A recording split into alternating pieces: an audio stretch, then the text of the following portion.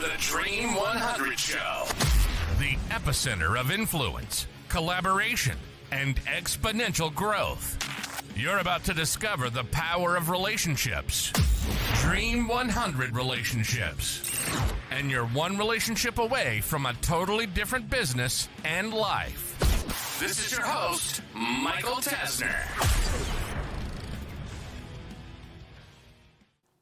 How do you even know if what you're reading, if you're watching, if you're listening is actually real?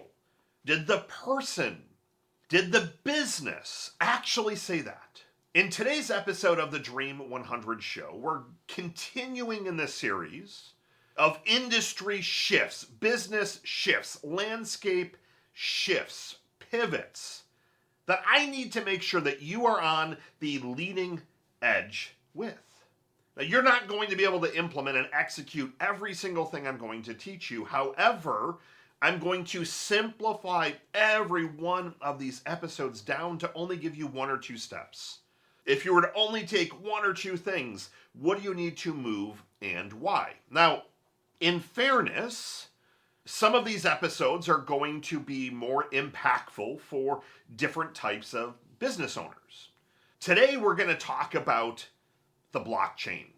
And it's interesting because I used to work with a very large B2B company in the manufacturing space. And I was having dinner. They would have their I think they were quarterly or a couple of times a year, they would do these events with all the different marketing people across all their different business units. And the conversation turned to blockchain technology. And this was maybe 5 years ago. And I really didn't understand it then. I definitely understand it a lot more now, but I haven't been fully grasping until the last couple of months what this is actually going to mean. But at that dinner, we were talking about different types of things and like autonomous airplanes and autonomous farming and different things that robots could do and where that was going. But the gentleman said the number one trend, the number one thing right now that you need to think about and the big top level item is blockchain. Now, if you're not overly technical, don't tune this episode out because I'm going to quickly show you how the blockchain is going to be among the most important things in the next couple of years, regardless of if you're a local coffee shop or ice cream shop or landscaper to Fortune 100 businesses. Now, we're going to focus on kind of simple blockchain stuff. We're not going to get all crazy complicated, and we're going to talk through, building NFTs and like any of that stuff or trading cryptocurrency and things like that. We're going to kind of boil it down, and I'm going to give you a couple of real world examples. So I started off this episode asking you, how do you know if what you're watching or reading or seeing or listening to is actually real? Is it actually that business, or is it a deep fake? With AI, and we will definitely talk about AI in one of the episodes, but with AI, you don't even know now. I love the Sora videos that are all over the place. I love comedy, so seeing some of these funny videos, people are creating crazy things. I was doing it the other night, and you can tell, but the people that are blocking out the Sora logo, they're putting like little emojis or GIFs or things like that. Some of these you're like, is that actually real or is it AI? Now, cloning voice and personalities and look, like that's already been around the last couple of years. The voice cloning stuff has been getting more and more and more impactful and more real to where you don't necessarily know the difference. You might be thinking, well, Michael, what does this have to do with me? So let's look at a couple of different industries. Let's say that you are in the coaching space, you're in the professional services space. How do you protect, from an intellectual property standpoint, the things that you and your business are wanting to trademark, wanting to copyright, wanting to show that you own this stuff. Because in the future, and then very near future, people can just rip off everything. Let's say that you've got this fancy way of doing taxes, for example, and now if someone figures it out, they use AI, they use a tool like Lovable, they rebuild it, and boom, now they're claiming it as theirs and they're putting you out of business. Or your imagery, your taglines, your logo, different names. Now there's legal, like formal legal things that you can do, which is file copyrights, file trademarks. The good news of that is that you can legally get a document. The downside is that there are two things. There's actually three. Trademarks, I would argue, are not inexpensive. So every business should have their name trademarked.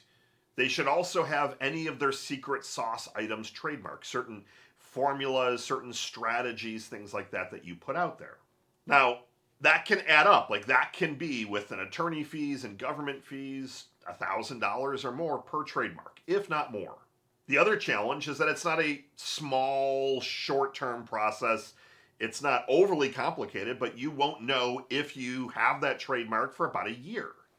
With government shutdowns at the time of this recording, maybe it's now 2 years. I don't even know. So what do you do in the meantime to protect your intellectual property? Well, you can use the blockchain and you can submit documents, you can submit logos, images, different things to the blockchain to where it then records it so that it is black and white, that this is yours on this particular date. The date aspect is among the most important.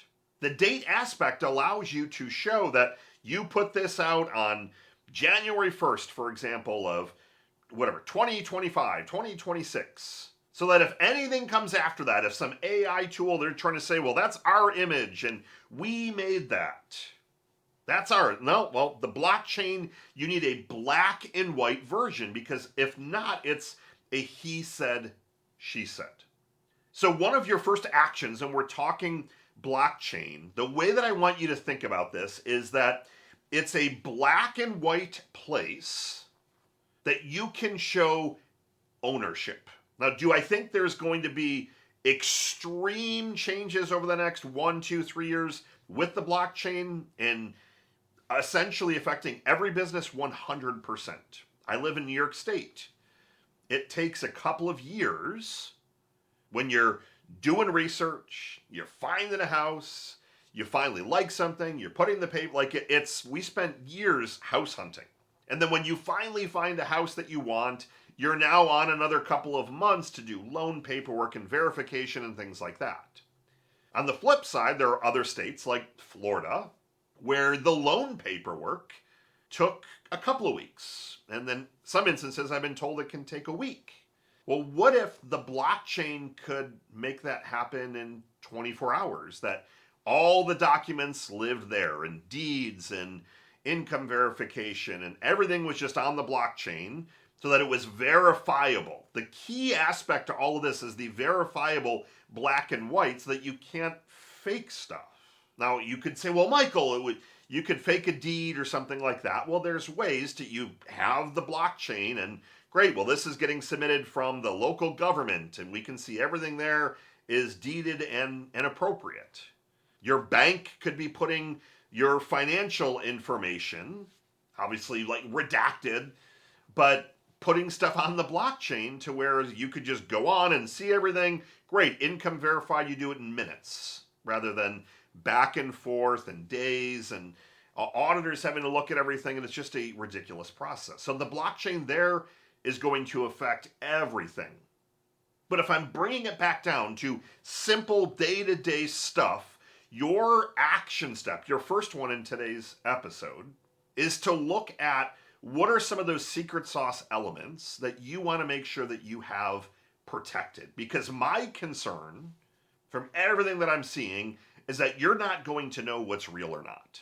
And if you want to be able to protect your business, and it's all the different areas, your logo, your name, your likeness, the proprietary ways that you're doing things, I need you to have a ledger that shows when you entered that in so that you can then claim ownership. Because I can foresee, and there already are lots of them already, lawsuits with AI and companies saying you stole this and you stole that. But the blockchain can be that single source of truth. So we've talked through the first one, which is using it from an intellectual property standpoint to show that level of trust. That's the word that I didn't necessarily mention yet. We want your customers, your prospects, to be able to trust that it's authentically you. And the blockchain allows for that transparency, these smart contracts, for example. If you take that one a step further, let's say that you are an e-commerce type business, you could be leveraging the blockchain for full transparency with your suppliers and then with your customers. There was this big craze with something called Labubus. My daughter has way too many. Even my son started buying them. I even bought some. There's a few that are actually on the shelf behind me.